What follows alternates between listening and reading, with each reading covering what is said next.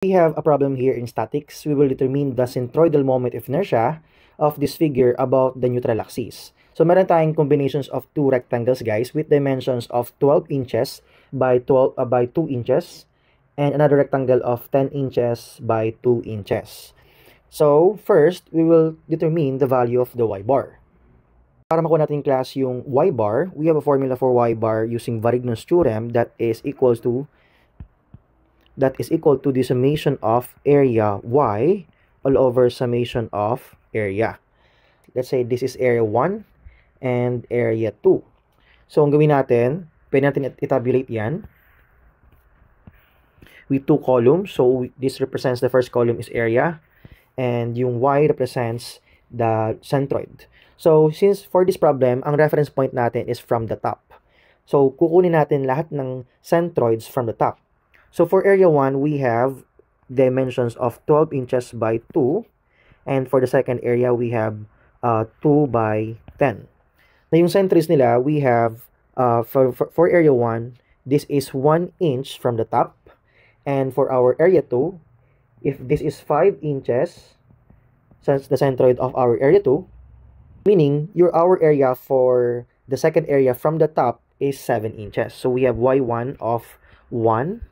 And for area 2, we have 5 plus 2, we have 7 inches.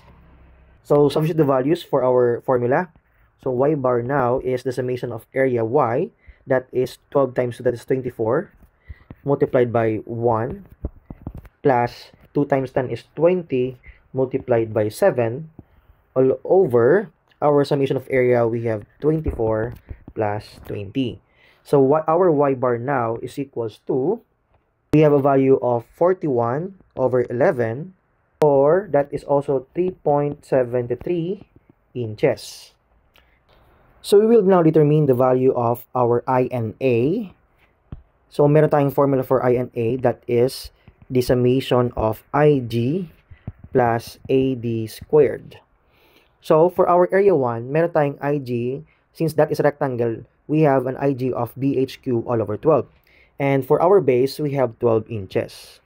So, yung 12, yung height natin is 2, cube natin all over 12.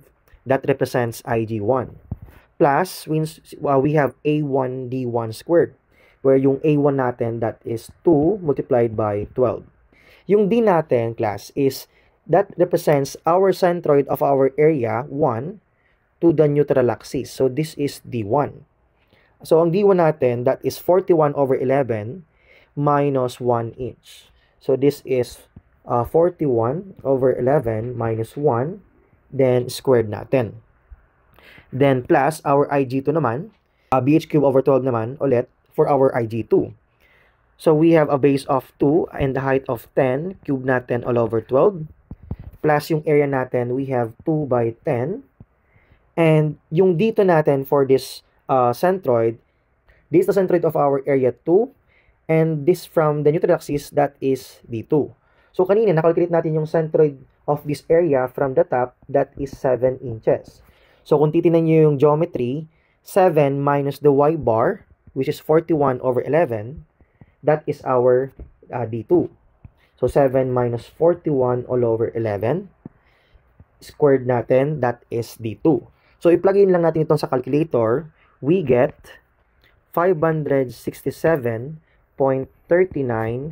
inch to the fourth, or in fraction, we have 18724 over 33.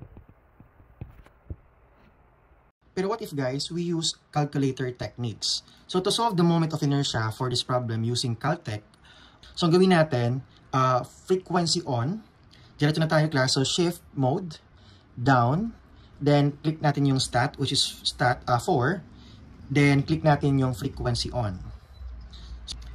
Next, we will click mode, then stat tayo 3, then linear 2. So, mode 3 to yan. Ang lalabas, we have 3 columns of X, Y, and frequency.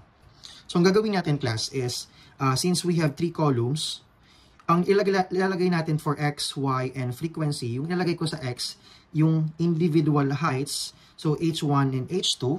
So for this problem, we have, this represents 2 inches for H1, And for H2, that is yung height ng second area is 10 inches. Now, for Y1 naman, ito yung centroid, it's either from the top or from the bottom. So, yung piliin ko, same kanina, yung centroid from the top, yung for Y, that is 1 inch. And for our Y2, for our area 2, that is 7 inches naman from the top. For our frequency, ilagay natin dito yung area 1 and area 2. So, this is 2 multiplied by 12. And this is 2 times 10. So, ilagay lang natin guys yan sa to our calculator. For our X, that is 2 and 10. And for our Y, we have 1 and 7. Then, for our frequency, ilagay natin yung areas, which is 2 times 12, that is 24. And for our area 2, that is 2 times 10, which is 20. Now, easy lang tayo. Ilagay natin sa calculator, open parenthesis, 12 raised to negative 1. Close natin. Then, another parenthesis. Then, click ups pala. Then, 4.